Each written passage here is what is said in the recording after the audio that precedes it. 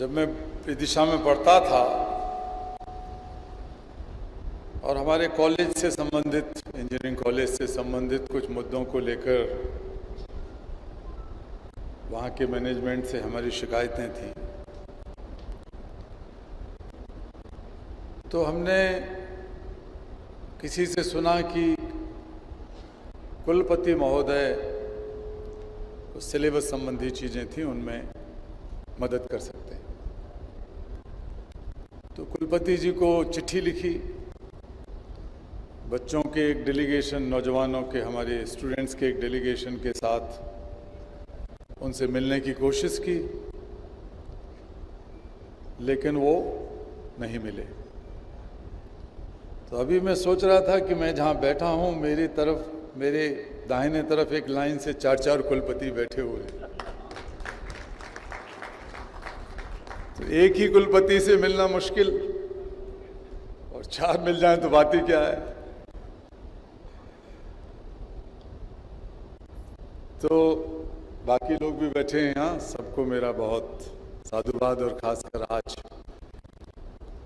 नव संवत्सर के दिन, जैसा कहा गया, उज्जैन के जन्मदिन पर मुझे यहाँ आने का सौभाग्य मिला।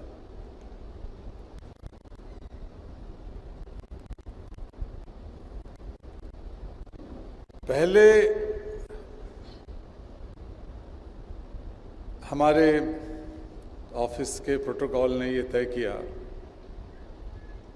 शुरू में कि हमारे समय के हिसाब से ये असंभव है कि हम यूनिवर्सिटीज़ के कन्वोकेशन में जा पाएँ 5-6 साल पहले। तो 1 आध साल तक एक जगह के अलावा 2 जगह, बल्कि क्योंकि मैं खुद इंजीनियर हूँ पढ़ाई लिखाई से, तो आईआईटी मुंबई के कन्वोकेशन में मुझे दीक्षांत भाषण देना था, और मेरे हाथ से जिनको मानद उपाधियाँ मिलनी थीं उसमें काफ़ी लोग थे, कुछ पद्मश्री, कुछ पद्म भूषण, जिनको टीलिट, पीएचडी वगैरह मिल रही थी। और साथ साथ कुछ हमारे मित्र भी थे, जिनमें महिंद्रा कंपनी के जो मालिक हैं आनंद महिंद्रा जी, उन्होंने भी आग्रह किया कि सत्यार्थी जी, आपके हाथ से अगर मैं उपाधि लूँगा तो मेरे लिए बहुत सौभाग्य होगा। बहुत साल पहले हमने महिंद्रा की एक जो जीप होती है वो ले रखी थी, पुरानी जीप, और उसमें मैं खुद चला के और कई सौ, शायद कई हजार बंधुआ मजदूरों को, बच्चों को मुक्त कराता था। तो उनका पहले आग्रह था कि हम चाहते हैं कि जिस गाड़ी को आपने चलाया है और हमारी कंपनी की गाड़ी को, बच्चों को आज़ाद कराने में, उस गाड़ी को मैं अपने जो मुख्य उनका हेडक्वार्टर है उसके बाहर एक जगह बनवा के रखूं। तो उनका निवेदन मैंने अस्वीकार नहीं किया, हमने वो गाड़ी उनको दे दी। वो बोले कि मेरे पिताजी के चरण चिन्हों पर मैं चल के ये करना चाहता हूं कि एक बार एक कंपनी, जिसमें उस समय महिंद्रा उस तरह नहीं चलती थी, उस कार में गांधी जी बैठकर उनकी फैक्ट्री तक आए थे, तो वो ऑक्शन करके उन्होंने वो गाड़ी खरीद ली थी। तो वो एक गाड़ी रखी हुई है वहाँ। दूसरी गाड़ी हमारी जो मैं चलाता था अब रखी हुई है वहाँ उनके सामने। इसमें ताली बजाने की कोई ख़ास बात नहीं है, चूँकि उन्होंने मुझे एक तरीके से ऑब्लाइज किया था या एक तरह से सम्मान किया था। तो जब उनको पीएचडी मेरे हाथ से मिलनी थी, डीएससी शायद, तो मैं वहाँ गया था। और दूसरा, मैं अपनी आईएसबी, जो आईआईएमबी में भी गया, लेकिन आईएसबी में मेरी बेटी पढ़ाई कर रही थी वहाँ, अस्मिता। तो जब वो डिग्री ले रही थी तो कुलपति जी हमारे पास आए और आग्रह किया तो मुझे बहुत मन में आनंद हुआ कि मेरी बेटी मेरे हाथ से वहाँ उपाधि लेगी MBA की। तो मैंने वो आग्रह स्वीकार किया, मैं गया।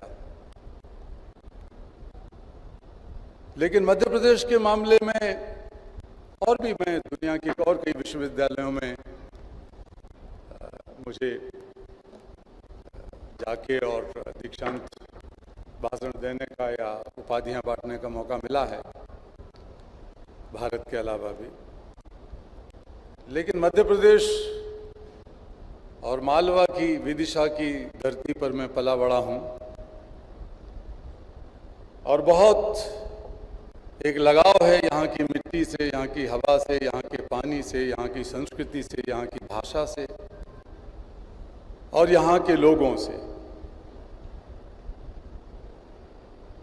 तो जब ये पता लगा कि यहाँ पर दीक्षांत समारोह में मुझे आना है, दिनेश जी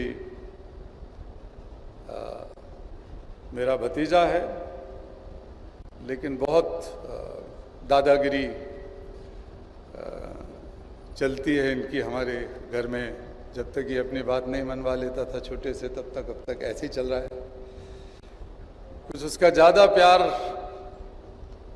पांडे जी के साथ था, तो उसने जिद करके मुझे यहाँ आने के लिए बाध्य किया। और मुझे विदिशा आना तो मैंने कहा अच्छा ही लगता था, या मध्य प्रदेश आना, उज्जैन आना भी, महाकालेश्वर की नगरी है, कालिदास की नगरी है, संदीपन की नगरी, संदीप उनका आश्रम था। तो मुझे सचमुच आप लोगों के बीच में आने का सौभाग्य मिला और बहुत अच्छा लग रहा है। हालांकि ये संभव है कि आज मैं 3 मिनट बोलकर Guinness book of world record का दीक्षांत भाषण दे चुका हूं सवेरे सवेरे। तो इत्तेफाक था ये, महामहिम राज्यपाल जी का स्वास्थ्य, उनका बुढ़ापा, उनका सम्मान, उनकी सुविधा, उसको देखते हुए ये जरूरी था कि हम सब लोग उसको कटेल करके कम रखें। तो बहुत स्नेहपूर्वक पहले भी मुझसे मिले हैं वो, और आज भी मिले। तो अच्छा हुआ कि एक छोटा संक्षिप्त कार्यक्रम किया। इसके लिए पांडे जी, आपको, पौराणिक जी, शैलेंद्र जी, सबको बहुत बधाई, और आप लोगों को भी। मुझे पता नहीं कि आप लोग उस कार्यक्रम में थे जब राष्ट्रपति जी ने, नहीं शायद स्टेट यूनिवर्सिटीज़ के लोग नहीं थे, भारत के राष्ट्रपति ने सारे सेंट्रल यूनिवर्सिटीज़ के वाइस चांसलर को बुलाया था और मेरे पास खबर भेजी कि कैलाश जी आप आइए और आप इन सारे वाइस चांसलर्स को एड्रेस कीजिए। तो मैंने कहा महामहिम आपका ये काम है, आप करेंगे। 4-5 साल पुरानी बात है। तो महामहिम ने मुझे कहलवाया कि मैं अपने समय को आधा कर दूंगा, लेकिन मैं चाहता हूं कि भारत के सारे केंद्रीय विश्वविद्यालयों के कुलपति आपकी बात सुने। तो वही जगह, चूंकि आपने याद दिलाया कि वहाँ पर वो स्वर्ण पदक हमारा रखा हुआ है, तो राष्ट्रपति जी मुझे याद आ गए, क्योंकि ये उन्हीं की भलमनसाहत थी, प्रणब मुखर्जी जी की, कि दुनिया में कहीं प्रोटोकॉल नहीं था कि कोई आदमी नोबेल पुरस्कार विजेता अपना पुरस्कार राष्ट्र को समर्पित करे। कोई मिसाल नहीं थी ऐसी 100 साल के इतिहास में, 125 साल के इतिहास में। लेकिन मैंने जिद की, क्योंकि भारत की धरती पर एक भी नोबेल पुरस्कार नहीं है, उसके अलावा जिन वैज्ञानिकों को या जिन आर्थिकी के लोगों को मिला, वो सब पुरस्कार मिलने से पहले ही विदेशी हो गए थे। दुर्भाग्य से ये बात राष्ट्रपति जी ने मुझसे कही, बहुत भावुक होकर, आंखों में आंसू भरकर, कि 125 करोड़ लोगों की धरती पर जो मानवता के लिए, शांति के लिए, करुणा के लिए जानी जाती है, वहाँ एक भी नोबेल मेडल नहीं है। तो हमारे मन में आया कि ये राष्ट्र को समर्पित कर दिया जाए। हमने उनको चिट्ठी लिख के दे दी, जो आप बता रहे थे अभी शैलेंद्र जी। उनको भरोसा नहीं हुआ क्योंकि प्रोटोकॉल नहीं था। जैसे मैंने कहा, कोई राष्ट्रपति ऐसे लेता नहीं किसी से कोई चीज़, वो तो देता है।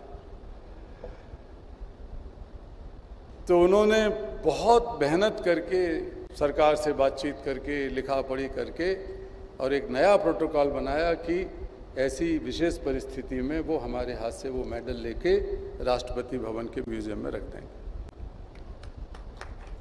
और तब मैंने कहा, जो कल मैं कुछ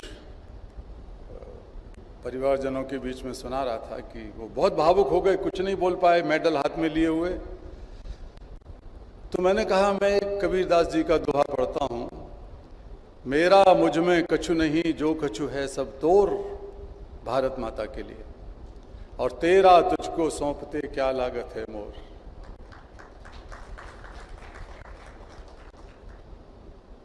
इसका एक कारण और भी था। मैं बचपन से ये सोचता हूँ, बचपन से तो क्या, जब से मैंने थोड़ी यूनिवर्सिटी वगैरह की पढ़ाई करी होगी या बाद में, कि जब तक आप कुर्सी पे बैठते हैं तब तक तो ठीक है, लेकिन अगर कुर्सी आपके अंदर जाके बैठ जाए तो बहुत बुरा हो जाता है। दौलत तिजोरी बाहर रखी रहे तो अच्छा है, लेकिन वो दौलत अगर दिमाग में जाके बैठ जाए तो बहुत नुकसान करती है, खुद का भी और समाज का भी। ये जो मान सम्मान, ये मेडल वगैरह जो चीजें हैं, ये बाहर रखी रहें तो अच्छा है, लेकिन अगर आपके दिमाग पर कब्जा कर लें तो आप एक वो इंसान नहीं रहते जिसके कारण से आपको वो सम्मान मिला है। तो मैंने इस झंझट से निजात पाने के लिए अपना मेडल राष्ट्र को समर्पित कर दिया, ये मानकर कि ये मेरी उपलब्धि नहीं है, इस उपलब्धि में आपका आपका आपका सबका योगदान, सबका अधिकार है। इसलिए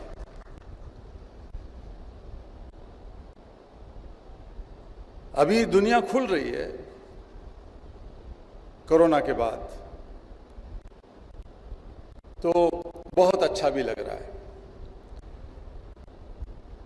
2-2.5 साल तक ऐसा लग रहा था, 2 साल से अधिक वक्त हो गया घर में या हमारे आश्रम में हम कैद रहे। सुमेधा जी और मैं पिछले 8-10 सालों में शायद ही 1 हफ्ता भारत में रहे हों, किसी एक हफ्ते में, याद नहीं पड़ रहा हमें। और 200, 150, 200, 250 दिन तक करीब करीब 100-125 देशों में हम लोग घूमते रहे, क्योंकि मैं लगभग 25 साल से 144 देशों में काम कर रहा हूं। तो उस नाते भी लोग चाहते हैं कि वहां उनको भी बहुत अधिकार है मुझ पर, उस नोबेल प्राइज पर भी, उस सम्मान पर भी, क्योंकि वो इतने साल से संघर्ष कर रहे हैं, हमारे साथ काम कर रहे हैं। आज सवेरे एक पत्रकार महोदय बैठे थे, उन्होंने पूछा, शायद कल छपेगा राजस्थान पत्रिका का, तो मैंने उनसे कहा कि इतनी तारीफ और इस सब की कोई बात नहीं है, इतना बड़प्पन या इतना स्टारडम मैं महसूस नहीं करता हूं, लेकिन मेरा एक छोटा सा बहुत हम्बल कंट्रीब्यूशन टू भारत, दुनिया के समाज के लिए है। और वो कंट्रीब्यूशन ये है कि बचपन की गरिमा, बचपन की आजादी, बचपन का सम्मान हमारे देश ही नहीं बल्कि दुनिया के अधिकांश देशों में ये कोई मुद्दा नहीं था। मान लिया गया था कि बच्चे और बचपन परिवार का हिस्सा है, समाज का हिस्सा है, गरीब हैं तो गरीब हैं, अमीर हैं तो अमीर हैं। लेकिन हमने ये कोशिश की, मैंने ये कोशिश की कि नहीं, हर बच्चा एक स्वतंत्र व्यक्तित्व लेकर पैदा होता है, उसकी अपनी डिग्निटी है, उसकी अपनी आइडेंटिटी है। उसका अपना अधिकार है जो परमात्मा ने उसे दिया है। सीखने का अधिकार, आजादी का अधिकार हर बच्चा जन्म से लेकर पैदा होता है, लेकिन उसकी आजादी और उसकी सीखने के, शिक्षा के, जानने के अधिकार को अगर रोक लिया जाए तो समाज आगे बढ़ता नहीं है, मुश्किल होती है उसको। तो मैंने बाहर भी कहा कि मैंने अपने नोबेल एक्सेप्टेंस स्पीच में भी कहा, अंग्रेजी में कहा कि मैं अदृश्यता का प्रतिनिधित्व करता हूं, मैं मौन का, गुमनामी का, उसकी आवाज का प्रतिनिधित्व करता हूं, अदृश्यता के चेहरे का प्रतिनिधित्व करता हूं, और वो चेहरा उन बच्चों का चेहरा है जो गुलामी में पैदा होकर बड़े हो रहे हैं।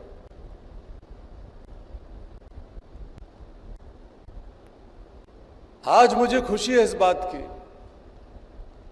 कि सारी दुनिया में ये एक मुद्दा बन चुका है, क्योंकि अंतर्राष्ट्रीय कानून बन गए, राष्ट्रीय कानून बन गए। उस समय राष्ट्रीय कानून भी नहीं थे। उस समय तक कोई शोध नहीं हुआ था भारत में। किसी अखबार में कोई एक के अलावा, एक इंडियन एक्सप्रेस में एक खबर एक छपी थी पहले कि शिवाकाशी के माचिस उद्योग में, पटाखा उद्योग में बच्चे काम करते हैं। इसके अलावा 1980 तक भारत के किसी अखबार में कोई खबर नहीं थी कि बच्चे गुलामी भी करते हैं, बाल मजदूरी भी करते हैं। कोई किताब नहीं लिखी गई थी, कभी संसद में, किसी विधानसभा में कभी इस पर बात नहीं हुई थी, और यह हालत दुनिया के अधिकांश देशों की थी। तो कुछ लोग ऐसे रास्ते पर चलते हैं जो बहुत मुश्किल रास्ता है, बहुत उबड़ खाबड़, झंझटों भरा रास्ता है, लेकिन कुछ लोग मंजिल को भी नहीं जानते ठीक ढंग से, अपनी मंजिल तय करते हैं और खुद अपना रास्ता बनाते हैं। मैंने ऐसे महापुरुषों से थोड़ा बहुत सीखने की कोशिश की। बाल मजदूरी दुनिया में कोई मुद्दा नहीं था,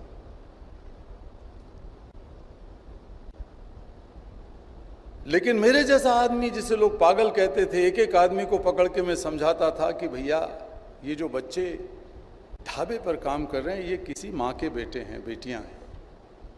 ये वेश्यालय में जिनकी आवाजें, जिनकी चीत्कार गुम होकर रह जा रही है, वो भी किसी की बेटियां और बेटे हैं। आपके लिए जो जूते बना रहे हैं, कपड़े बना रहे हैं, आपके घरों में जो काम कर रहे हैं, आपकी फैक्ट्रियों में जो दौलत कमा के दूसरों को दे रहे हैं, ये भी किसी मां के लाल हैं। इनके ऊपर यौन शोषण होता है, मार पिटाई होती है। परमात्मा ने इनको इंसान की तरह पैदा किया और हम उन्हें जानवरों की तरह खरीदते और बेचते हैं। बड़ी मुश्किल से लोग हमारी बात सुनने को राजी होते थे, लेकिन अब मुझे सौभाग्य मिला है कि शायद भारत का तो निश्चित तौर पर मैं ही था, आप परमात्मा की कृपा से, लेकिन दुनिया में बहुत कम जो गैर सरकारी लोग हैं, जो राष्ट्राध्यक्ष नहीं हैं, प्रधानमंत्री या राष्ट्रपति, उनको संयुक्त राष्ट्र संघ की महासभा को संबोधित करने के लिए बुलाया गया। मुझे 2 बार ऐसा सौभाग्य मिला। पहली बार जब अटल बिहारी वाजपेयी जी, इसका सरकार से कोई संबंध नहीं है, किसी सरकार ने सरकार नहीं बुला सकती, सरकार के प्रधानमंत्री या राष्ट्रपति को संयुक्त राष्ट्र संघ बुलाता है। लेकिन चूंकि सन 2000 में संयुक्त राष्ट्र संघ बाल अधिकारों की 10वीं वर्षगांठ मना रहा था और बाल अधिकारों के लिए मेरा थोड़ा बहुत योगदान था, तो उन्होंने कहा कि ये आदमी भी यहाँ आके दुनिया के राष्ट्राध्यक्षों को संबोधित करेगा।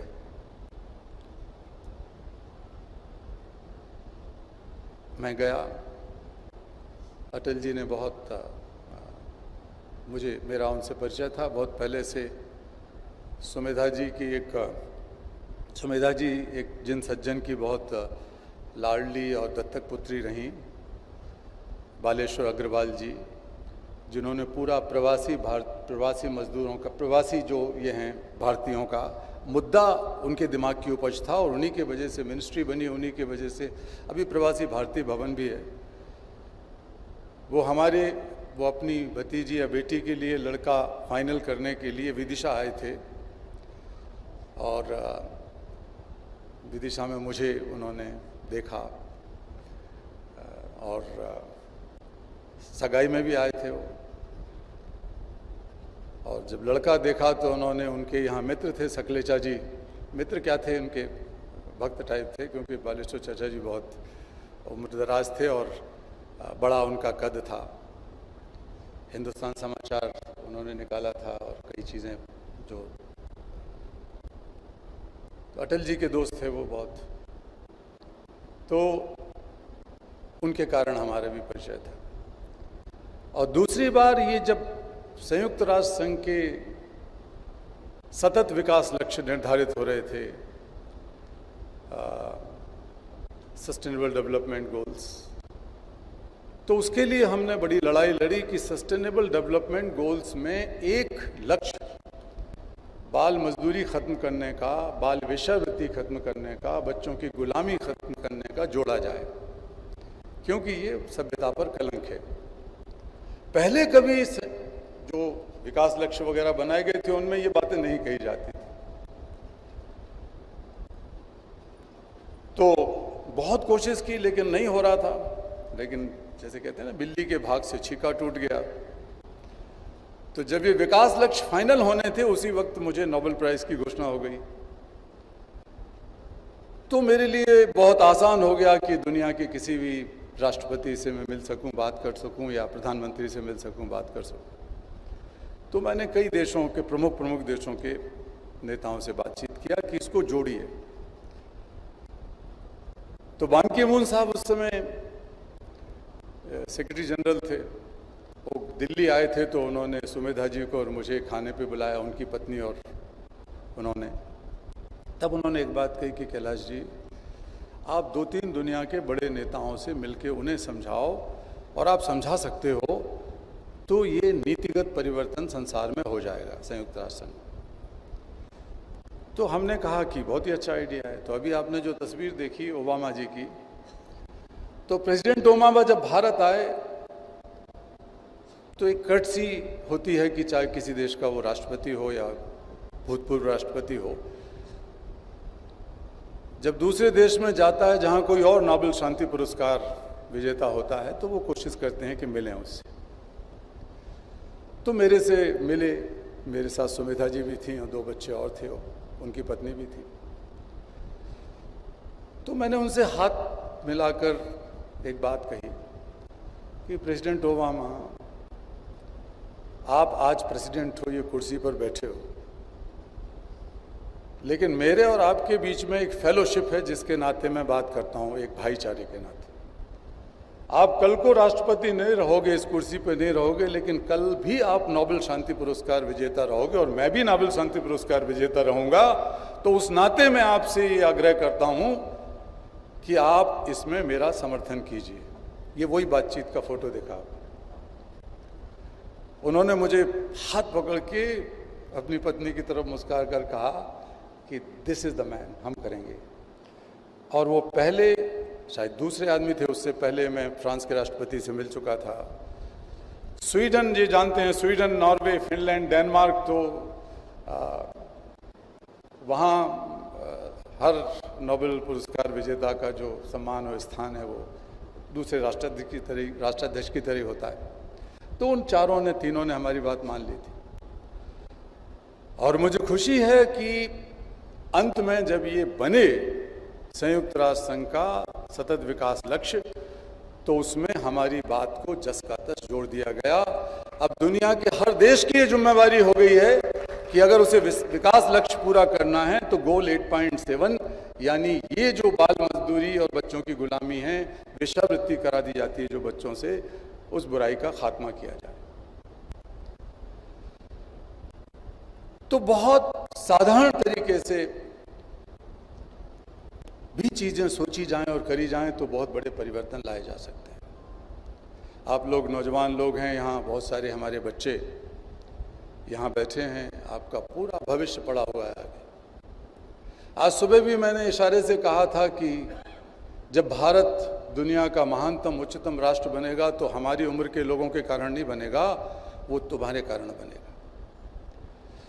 वो जगत गुरु बनेगा, सोने का चिड़िया बनेगा तो तुम्हारे कारण बनेगा, क्योंकि तुम्हारी पीढ़ी वो पीढ़ी होगी जो उन बुलंदियों तक भारत को ले जाएगी। अभी बहुत सारी कमजोरियां समाज के अंदर हैं। मैं हमेशा कहता हूं कि हमारे उम्र के लोगों से कहता हूं मैं, भारत के अंदर भी और दुनिया भर के देशों में भी,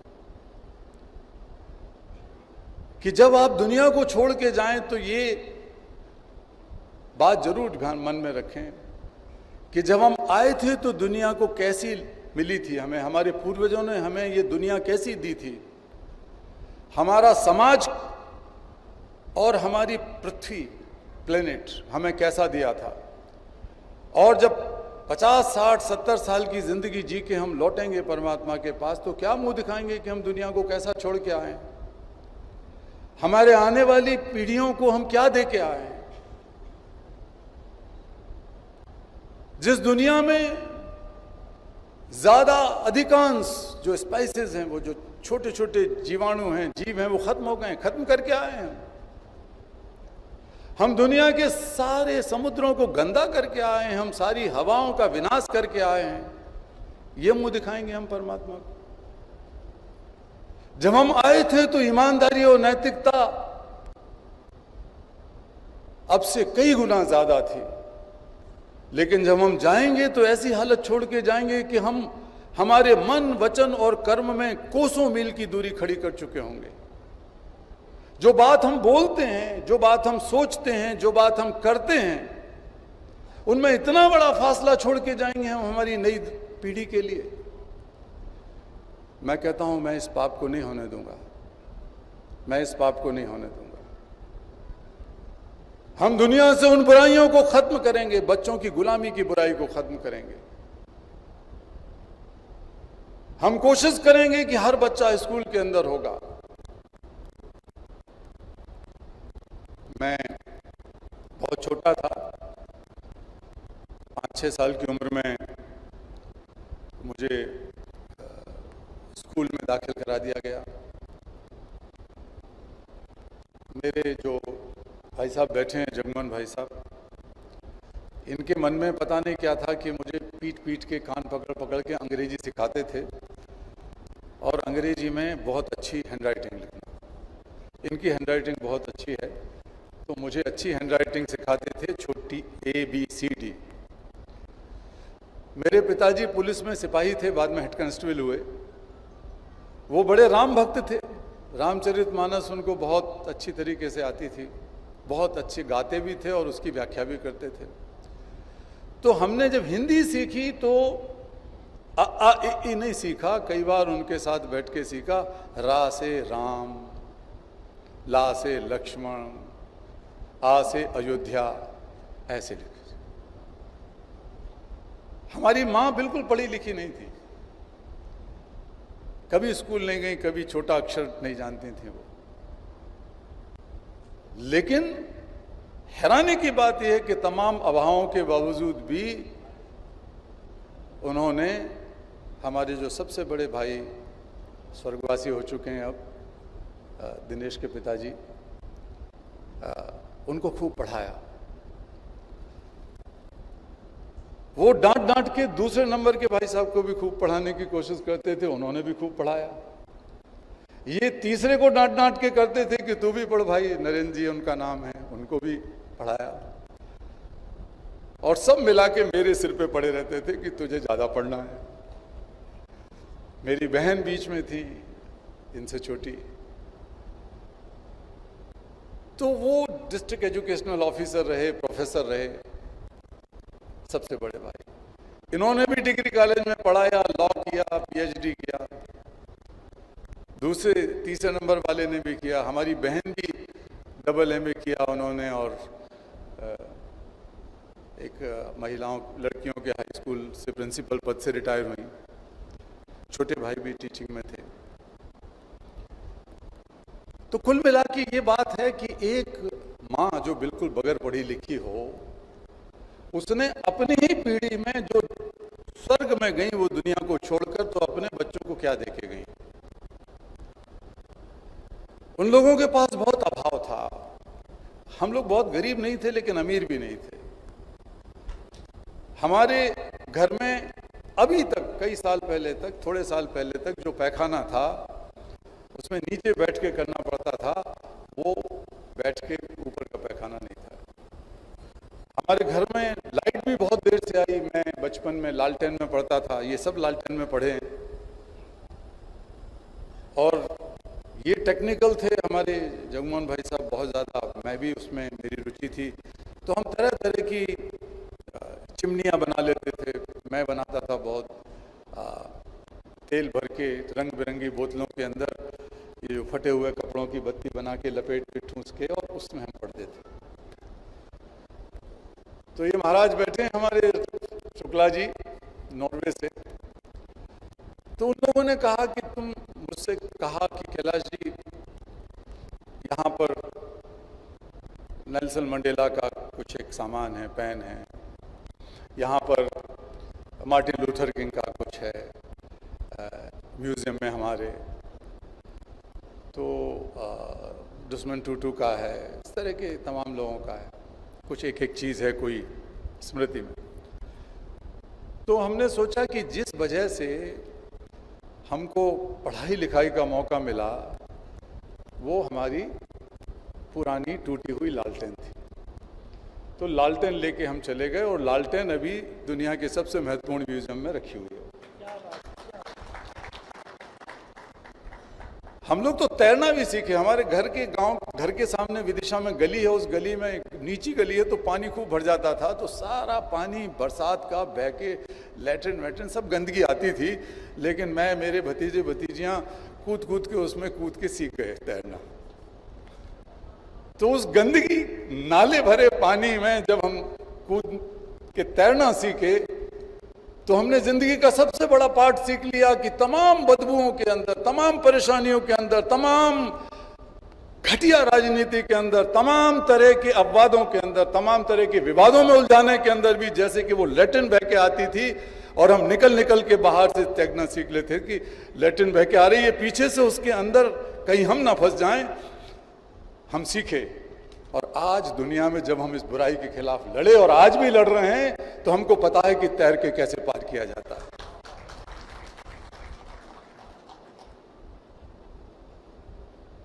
तो आज बहुत बड़ा अच्छा दिन है। मैं आपको कृतज्ञता ज्ञापन करने के लिए यहाँ खड़ा हुआ।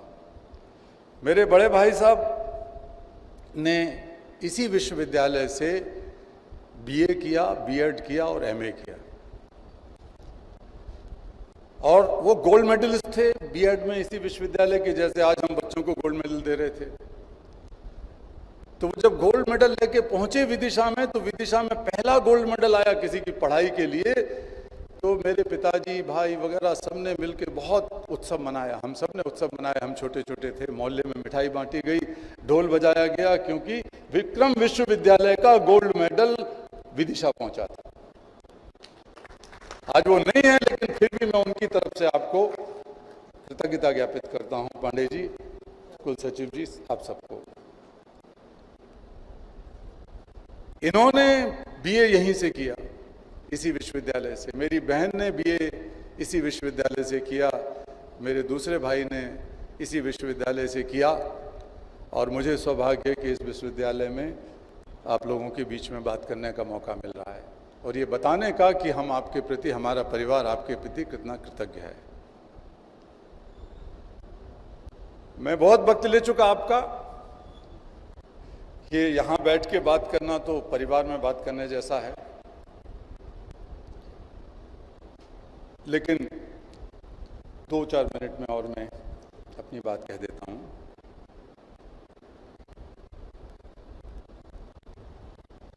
नौजवानों के, हमारी बेटियों के लिए,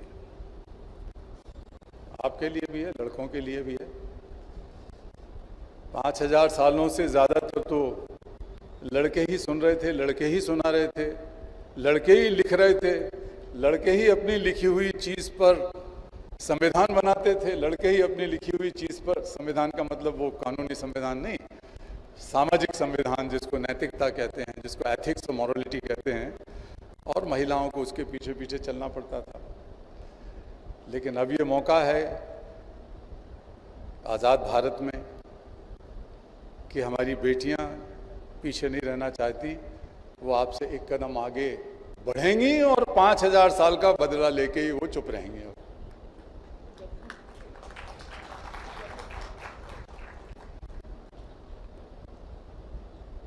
तो 2-3 चीजें जो बड़ी दुनिया में हुई और भारत में भी।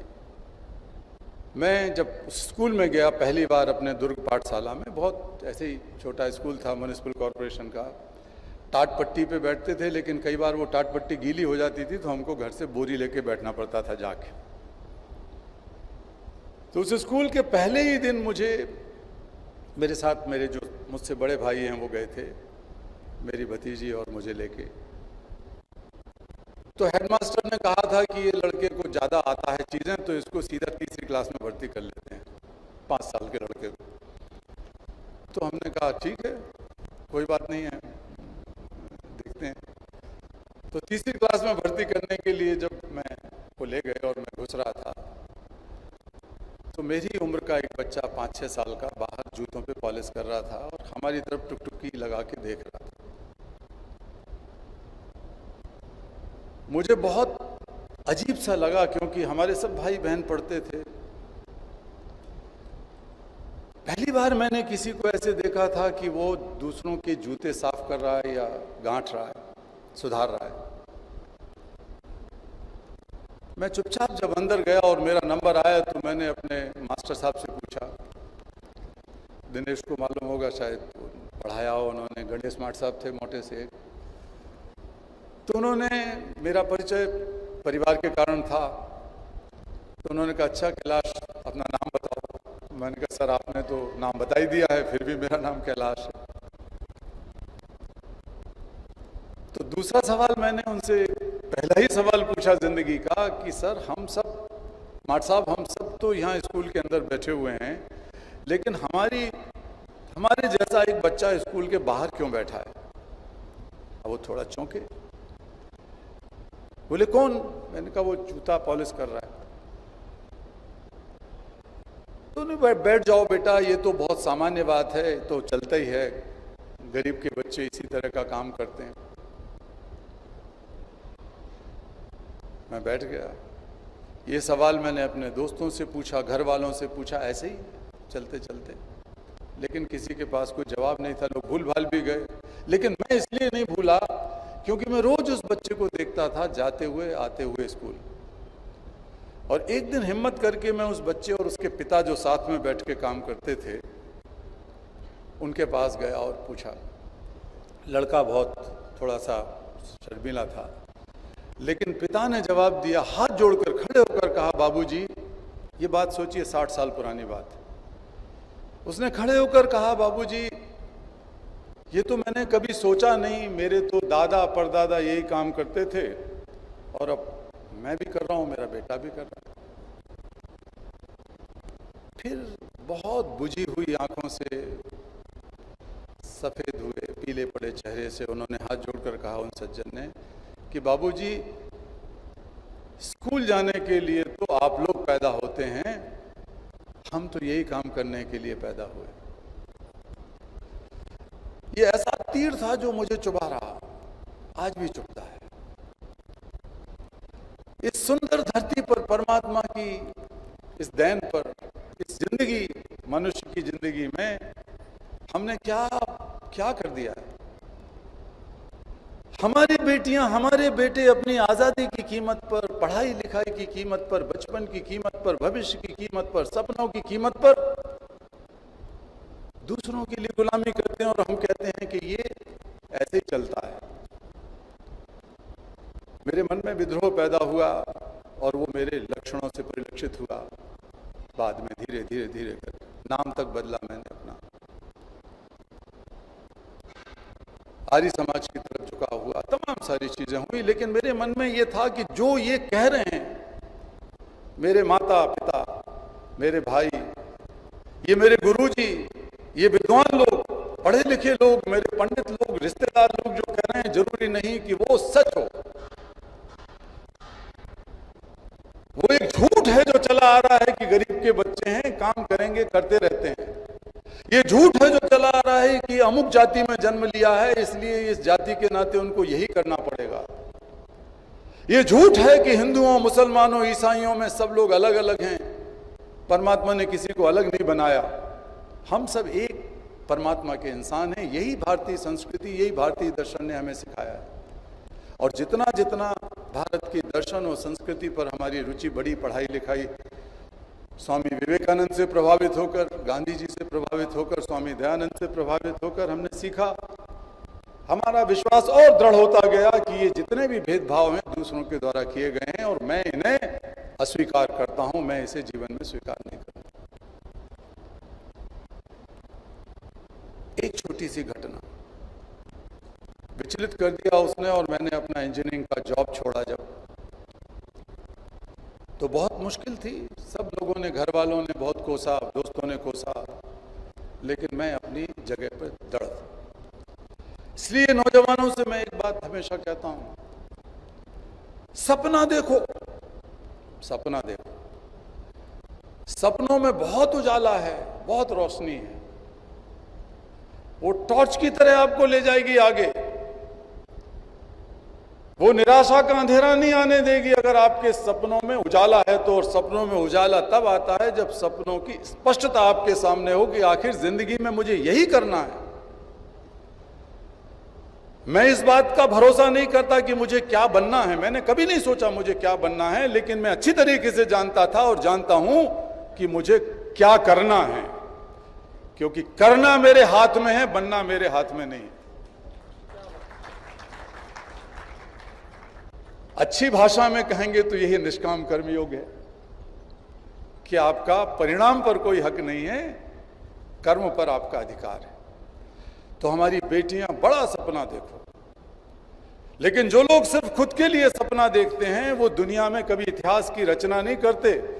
कई बार तो इतिहास तबाह करने वाले हो जाते हैं, पीढ़ियों तक भुगतना पड़ता है उन लोगों की करतूतों को जो खुद के लिए बड़ा होने का सपना देखते हैं और बनते हैं, बन भी जाते हैं। इतिहास में, इतिहास की रचना वो करते हैं जो बड़े सपने देखते हैं, लेकिन अपने लिए नहीं बल्कि पूरी मानवता के लिए सपने देखते हैं, पूरे राष्ट्र के लिए सपने देखते हैं, पूरे समाज के लिए सपने देखते हैं। आप लोग वैसा कीजिए, खुद आगे बढ़िए, अपने लिए सपना देखिए, लेकिन साथ साथ अपने पड़ोसी के लिए, अपने देश के लिए, अपनी दुनिया के लिए सपना देखिए। तो एक बात, उस बात को लेके हम चले गए। और मुझे याद है कि ये बाल मजदूरी के खिलाफ जब लड़ाई शुरू हुई, मेरे 3 साथी शहीद हुए, धूमदास, आदर्श किशोर और कालू कुमार। मेरे शरीर का कोई हिस्सा नहीं है, कोई हिस्सा नहीं है।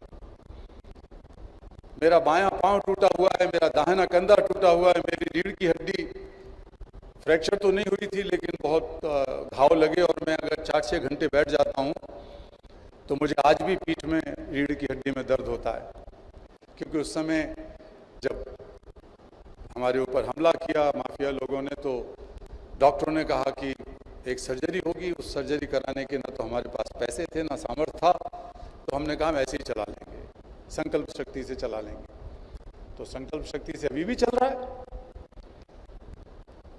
तो सपने के साथ संकल्प बहुत बड़ी चीज है। जो कोई निराशा के दौर में ये सोचता है कि वो अकेला हो गया, मैं उससे कहता हूं तुम अकेले कैसे हो जब तक तुम जिंदा हो।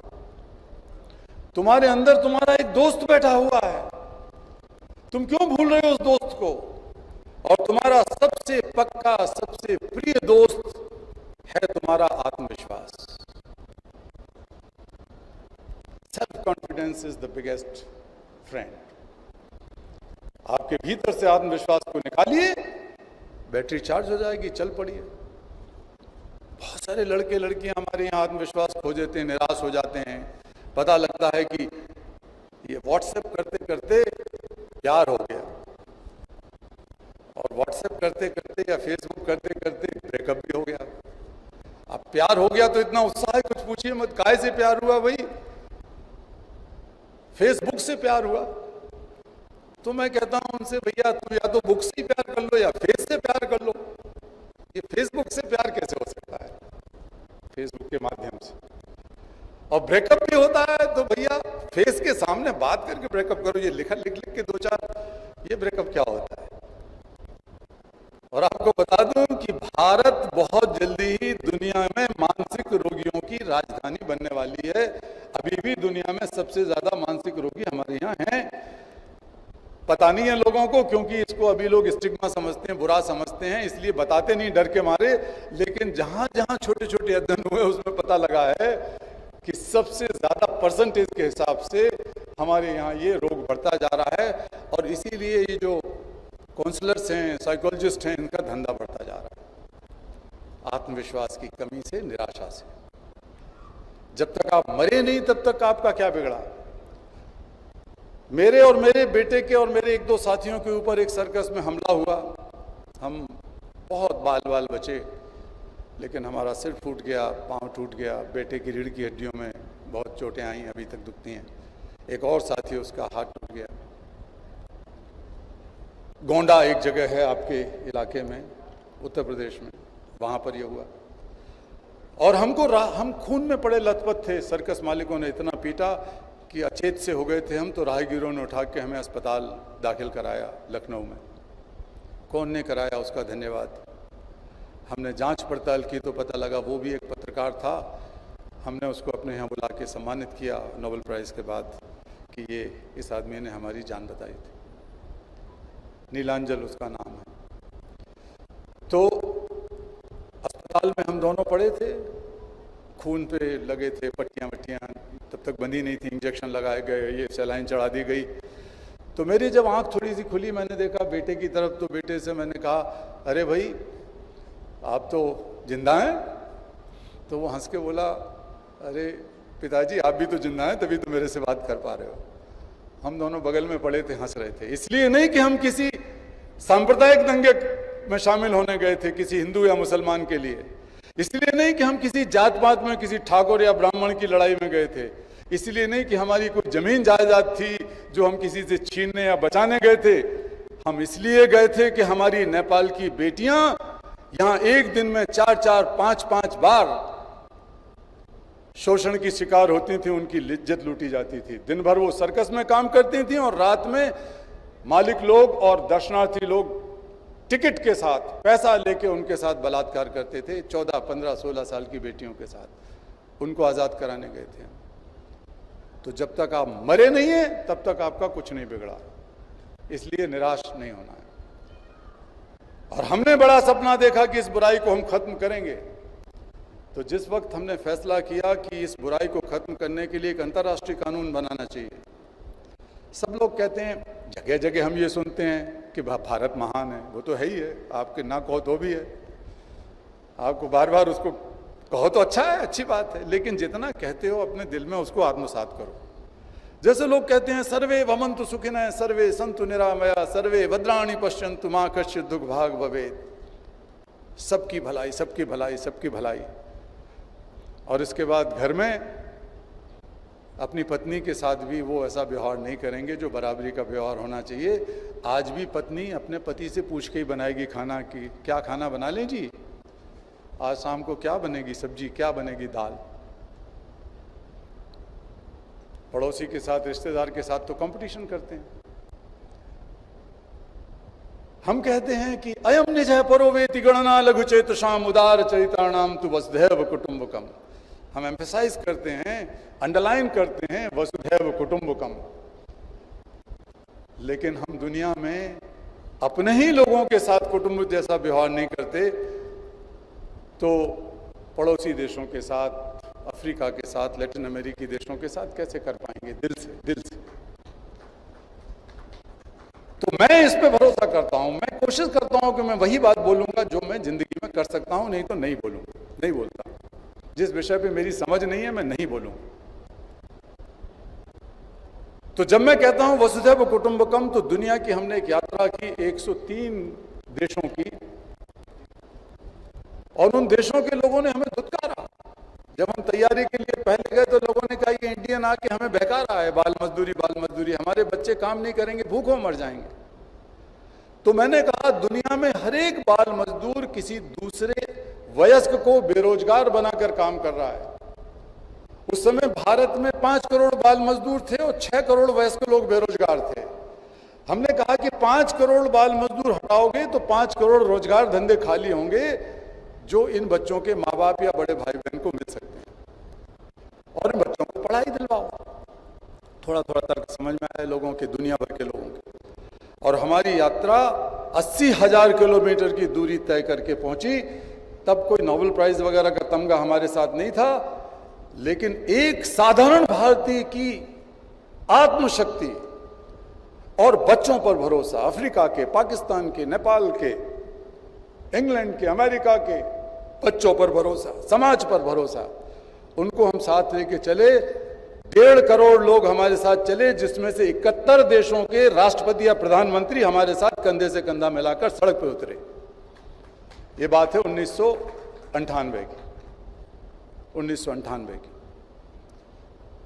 हमें कोई प्रचार तंत्र में भरोसा नहीं है, ना हमें कोई कुर्सी इज्जत में भरोसा है, हमें अपने काम पर भरोसा था। तो हमने जब पहुंचे हमारे बच्चे संयुक्त राष्ट्र संघ भवन में, और हमारे बच्चों ने कहा, जो वेश्यावृत्ति की शिकार रही थी लड़कियां, जो गुलामी की शिकार रही थी, उन्होंने कहा कि no more tools in tiny hands, we want books, we want toys, no more child exploitation, we want education.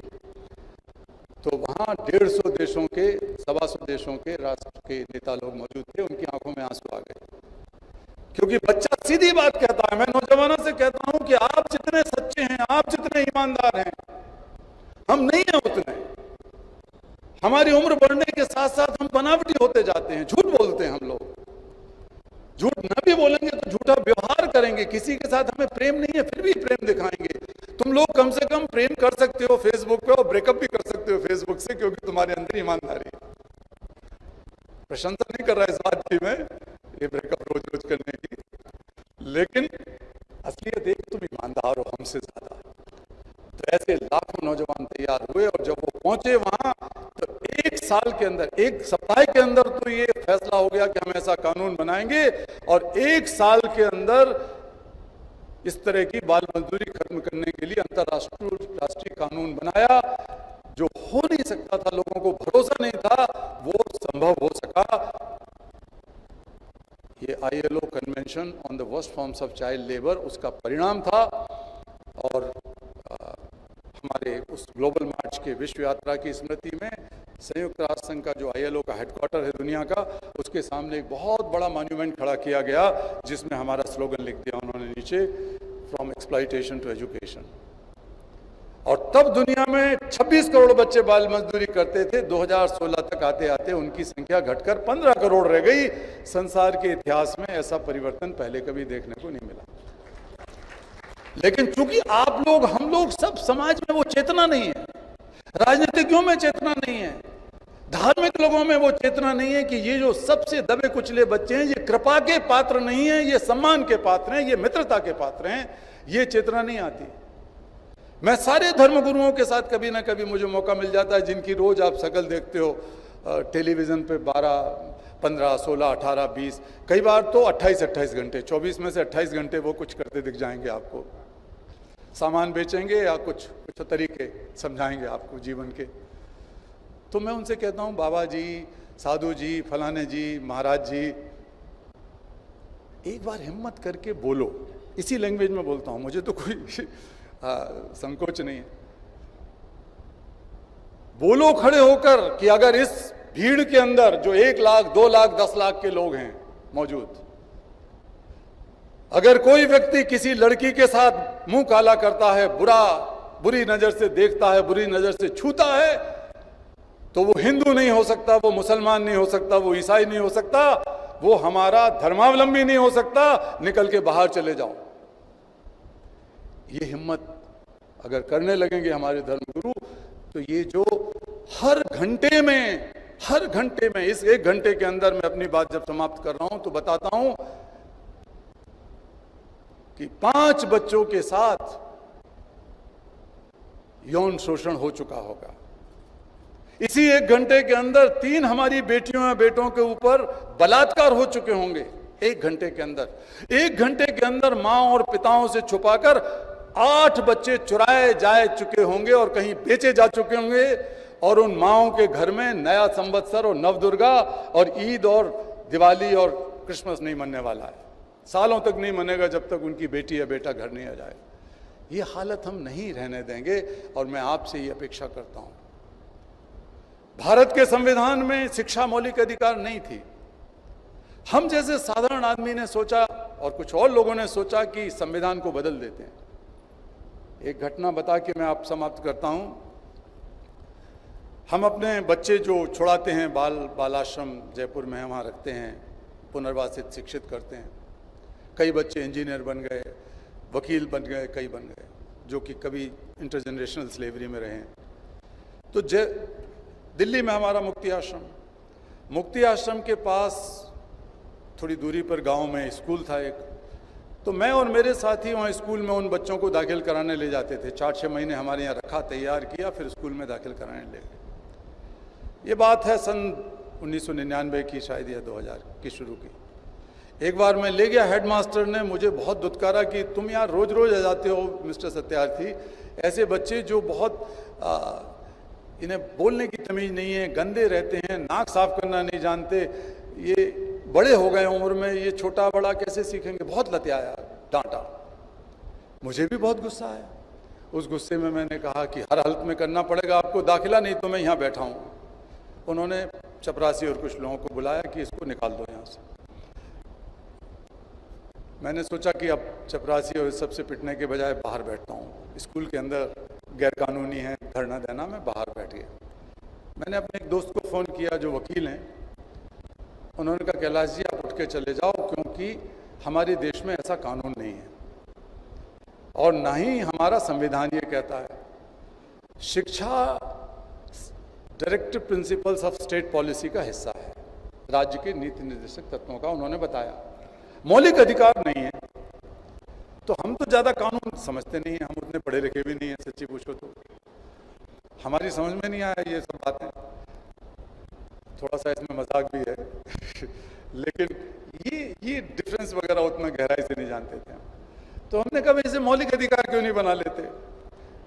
तो उन्होंने कहा कि 2/3 बहुमत से संविधान में संशोधन होगा। तो मैंने कहा एक काम करते हैं, हम अटल बिहारी वाजपेयी जी उस समय मुख्य प्रधानमंत्री थे, तो बालेश्वर चाचा जी के साथ मैं और सुमेधा जी और कुछ बच्चे उनके घर पहुंच गए। तो वो उन्होंने बड़े लाड़ से हमसे बातचीत किया। तो हमने कहा कि प्रधानमंत्री जी, वो ये भी जानते थे कि मैं विदिशा का हूँ और वो ग्वालियर के थे। तो बोले क्यों भाई, क्या महाशय कोई और नया कुछ ले आए हैं। हमने कहा मजाकिया बहुत थे। हमने कहा हम चाहते हैं कि संविधान बदल दो आप। तो बहुत जोर से हंसे, मेरे पीठ पे थप्पड़ मारा, कहा कि संविधान बदल दूं, मेरे पास तो अपना बहुमत बचाने की लाले पड़ रहे हैं, तो मैं संविधान बदलने की लग रही, काय के लिए बदल दूं। तो तब भी ये मिलीजुली सरकार थी और बहुमत उनके पास ज़्यादा नहीं था, बहुत नॉमिनल था। तो उन्होंने कहा कि 2/3 बहुमत से ही ये संविधान संशोधन हो सकता है, एक चीज़। और दूसरी चीज़ कि हम पैसा कहाँ से लाएंगे इतना, अगर इसको मौलिक अधिकार बना दिया तो हमने कहा कि मेरे पास उसका भी एक आइडिया है। तो मैं नेल्सन मंडेला जी से मिल चुका था एक बार उनके घर में वहाँ साउथ अफ्रीका में। तो मैंने कहा कि वहाँ एक आइडिया है, वो लगाते हैं एजुकेशन सेस। तो एजुकेशन सेस लगा दिया जाए, उसी तरह 2%, 1%। उन्होंने अपने सेक्रेटरी को बुलाया कि भाई एजुकेशन सेस या कोई सेस अपने यहाँ है कोई इंडिया में। तो ऐसा कुछ था नहीं। तो उन्होंने कहा इस पर हम विचार करेंगे बाद में, लेकिन ये हो नहीं सकता क्योंकि 2/3 बहुमत नहीं है। मैंने कहा आप अंदर से सरकार के और संसद के अंदर हमारा समर्थन कीजिए, हम सड़क पर बहुमत तैयार करेंगे। हम जाके सोनिया गांधी जी से मिले, आपके मध्य प्रदेश के यही दिग्विजय सिंह जी थे, उनसे मिले, ऐसे बहुत नेताओं से मिले, जो भी मिल गया मिले। और सारे विपक्षी नेताओं से मिला, मैं खुद भी घर जाके, चाहे उन्होंने 4 घंटे बाद टाइम दिया हो, चाहे 4 दिन बाद टाइम दिया हो, बैठ बैठ के हाथ जोड़ के कहा कि देखो संविधान संशोधन करवाना चाहते हैं। हर एक सांसद के पास हमने गुहार लगाई। भारत के 800 सांसदों के पास, लगभग 750 जितने भी, 2-3 महीने यही काम किया संसद के समय में, सत्र में। और फिर एक यात्रा निकाली विवेकानंद जी के शिला स्मारक से, जो हमारे बहुत बड़े प्रेरणा स्रोत रहे हैं, वहाँ से कन्याकुमारी से, और कश्मीर तक गई वो यात्रा। और कश्मीर की हालत ख़राब थे तो बहुत खतरे की यात्रा थी, और दिल्ली तक आई। और मैं आपको बताता हूँ कि वो लगभग 5.5-6 महीने चली यात्रा में लाखों लोग शामिल हुए। उसके अलावा 163 संसद सदस्य, जो लगभग सभी पार्टियों के थे, अपोजिशन के भी और सत्तारूढ़ पार्टी के, वो शामिल हुए। और हमने कहा कि ये संविधान संशोधन होकर रहेगा। और 6-7 महीने के अंदर भारत के संविधान में संशोधन हुआ और शिक्षा मौलिक अधिकार बनी। कानून थोड़ी देर में बना आरटीआई का, लेकिन उसके कारण जो सुधार हुआ है समाज का, वो सबको पता है। एनरोलमेंट रेट बढ़े, रिटेंशन रेट बढ़े, ये मिड डे मील वगैरह की स्कीम का बहुत फायदा हुआ। क्वालिटी की बात चली बहस भारत में कि क्वालिटी एजुकेशन में सुधरनी चाहिए क्योंकि कानून का हिस्सा बन गई है। बहुत सारी चीज़ें हुई देश के अंदर। तो साथियों, ये बात मैं अपनी तारीफ के लिए नहीं कह रहा हूँ, क्योंकि अब मैं कितनी तारीफ आप मेरी कर लो, चाहे जो कर डालो, मुझे दोबारा नोबेल शांति पुरस्कार तो दोगे नहीं, कोई मिलेगा नहीं, और उससे ज़्यादा मुझे कुछ चाहिए नहीं। जो एक मिला वो भी मैंने आपको समर्पित कर दिया, तो दूसरे की भी कोई संभावना नहीं है, ना कोई इच्छा है। जिस कारण से मैं ये सारी बात बता रहा हूँ, अपने संघर्ष का उदाहरण देकर, वो इसलिए बता रहा हूँ कि मैं चाहता हूँ कि पूरे भारत में सिर्फ मैं ही अकेला भारत में पैदा हुआ नोबेल पीस लॉरिएट ना रहूं। मध्य प्रदेश की धरती और इसी मालवा की धरती से जन्म लेने वाला मैं अकेला ना रहूं। मैं चाहता हूं कि आप में से लोग नोबेल लॉरिएट बने अलग अलग क्षेत्रों के, और मैं बड़े गर्व के साथ गले से लगा के कह सकूं कि मेरे भारत मां की इस वीर जननी, इस वसुंधरा में नोबेल पुरस्कार विजेताओं को जन्म देने का साहस और सामर्थ्य है। ये आप में से लोग बने तो मेरे जीवन का सबसे सुखदायी दिन होगा। मैं आपको फिर से बहुत बहुत धन्यवाद देता हूं। मैंने काफ़ी वक्त लिया और मुझे कोई शिकायत नहीं है। जो सुबह नहीं हो पाया वो अब किया। जिन्हें मैं सुनाना चाहता हूं, जो मेरी बात सुनना चाहते हैं, वो लोग यहाँ बैठे हुए हैं। एक बहुत अच्छी बात कही, बहुत सारी अच्छी बातें कही दुष्यंत ने। हमारे ही मध्य प्रदेश के कवि थे दुष्यंत। हो गई है पीर पर्वत सी पिघलनी चाहिए, हो गई है पीर पर्वत सी पिघलनी चाहिए, इस हिमालय से कोई गंगा निकलनी चाहिए। ये हिमालय है, मैं कैलाश हूं और ये महाकालेश्वर का स्थान है। मेरा और आपका रिश्ता बहुत गहरा है। वो किसी व्यक्ति ने नहीं बनाया, वो परमात्मा ने बनाया है। इस नाते मैं आपसे कह रहा हूं, हो गई है पीर पर्वत सी पिघलनी चाहिए, इस हिमालय से कोई गंगा निकलनी चाहिए। सिर्फ हंगामा खड़ा करना मेरा मकसद नहीं, मेरी कोशिश है कि ये सूरत बदलनी चाहिए। और मेरे सीने में नहीं तो तेरे सीने में सही, हो कहीं भी आग लेकिन आग जलनी चाहिए। वो प्रकाश की आग, वो प्यार की आग, वो करुणा की आग, वो न्याय की आग, वो मानवता की आग आपके अंदर जलनी चाहिए। विध्वंस की आग, हिंसा की आग जलाने के लिए तो आपको हर गली हर चौराहे पे एक ना एक कोई मिल जाएगा। प्यार की आग जलाने वाले आप बनिए। बहुत धन्यवाद।